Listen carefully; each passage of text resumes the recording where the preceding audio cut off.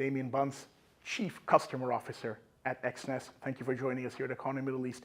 Now, the CFD industry has evolved rapidly over the last couple of years. What are some of the threats as well as the opportunities for the trader? Hi, Al. First of all, thank you for inviting me.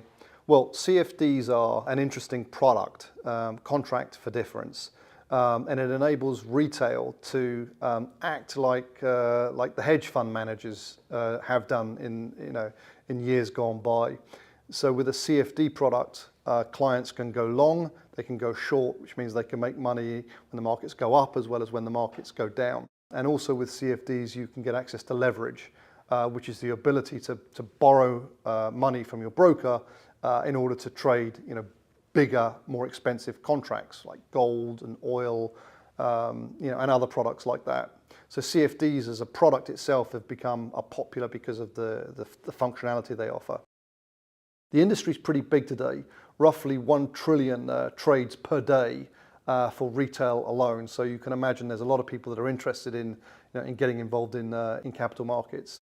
I think when we think about sort of threats of the CFD, it's really crucial that retail are educated around leverage, because leverage has the benefit of providing upside opportunity. So for less money, you can buy something that's more expensive. But the downside, of course, is that you can lose your money quickly and in some cases very quickly, all of your deposits. So it's important to be measured and thoughtful about not over leveraging. Well, since last year, Exness has recorded some record levels, trading volume levels. What's the underlying reason for the success?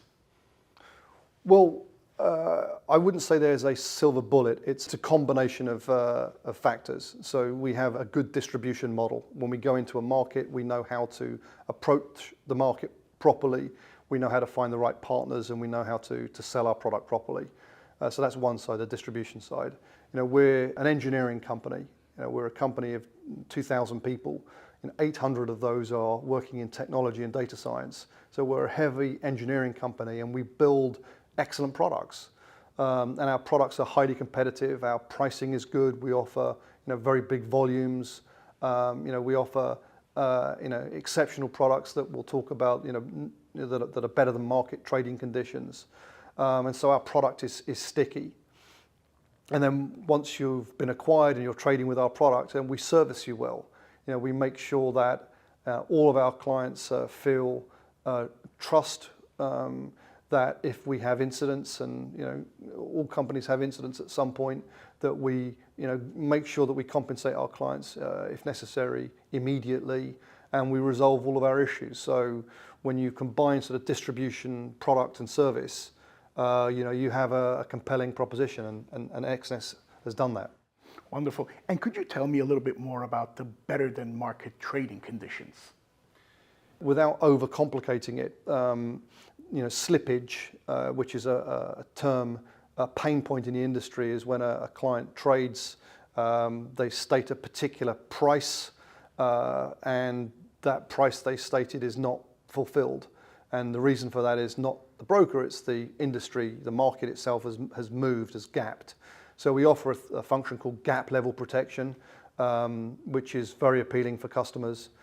In volatile markets, sometimes the spreads can widen, and with brokers in the past, when spreads widen, clients can get liquidated. That never happens with Exness. We have a product that guarantees that we don't, at any point, market volatility is not going to lead to liquidation. And as I mentioned earlier, with clients that trade with leverage, they can get upside. They can never lose more than their initial deposit. That's a requirement on brokers so there's never a situation where a customer is going to owe the broker money.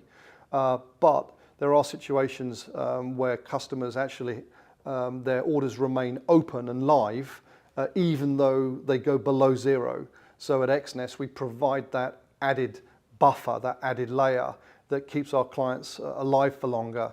And of course, it's an amazing functionality. It's extremely expensive for the broker, but it's the kind of functionality that people remember. They thought that they may get liquidated. They went below zero, but then the market came back in their favor and they've made money. They tell their friends about that because it's extraordinary functionality. So there's some examples. Wonderful. And any potential plans for the MENA region? We were here this week. We invest a lot in the conferences here. We usually have the largest stand. We do that because we know in this region people want to see their counterparts. They want to know that we're real and that we're big and that we're well capitalized. So we've made investments and we'll continue to make investments to be here in presence. As far as the regulatory regime, we've purchased a license. We've purchased a brokerage company in Jordan, so it's our first license there. We have ongoing discussions with regulators here to figure out what structure is appropriate for us to operate in the region. But suffice to say, this is a region where we want to be here. We understand that there's great opportunity here, and we're continuing to evolve our brand, talking to guys like you in order to become relevant and trusted. Very interesting. And what are some major market themes in the next year, and how will that affect the trader?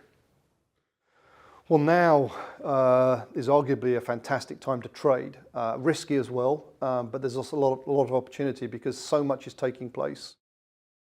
As you know, a lot in this world is pegged to the dollar, and we have this big issue of the US debt ceiling underway today. It's being debated now in Congress. If that doesn't get resolved and the US defaults on its debt, it will be cataclysmic for the market. Any instrument linked to dollar, will be, all over the place. So an example with which we saw last 6 to 12 months was the Japanese yen. As the Fed has been raising interest rates to combat, inflation, the Bank of Japan has, remained stable. And of course, the yen is therefore weakened against the dollar, which has created, a huge amount of trading opportunity.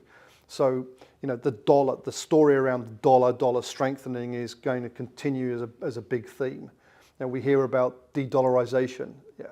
Whether or not this is going to play out over the next 12 months is highly unlikely, but suffice to say, when the Saudis say that potentially we're going to take our oil now in yuan as opposed to dollar, or in addition to dollar, I mean, that's another major potential market-making move.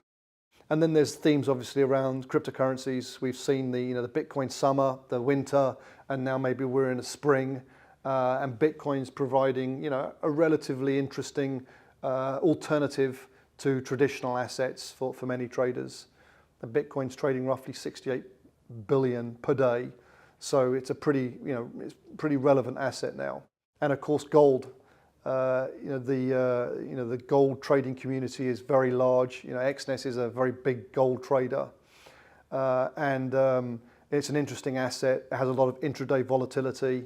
In some ways, relates to all the major assets. So when equities are booming, there's an impact on gold. Similarly, of course, in inflation and interest rate moves. I see.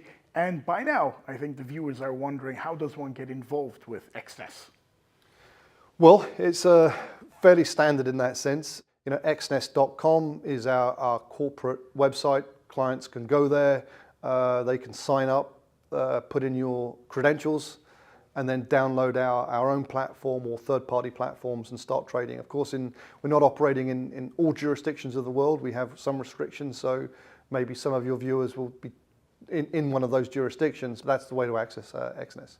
Well, Damian, Bunce, thank you very much indeed for joining us here at Economy Middle East.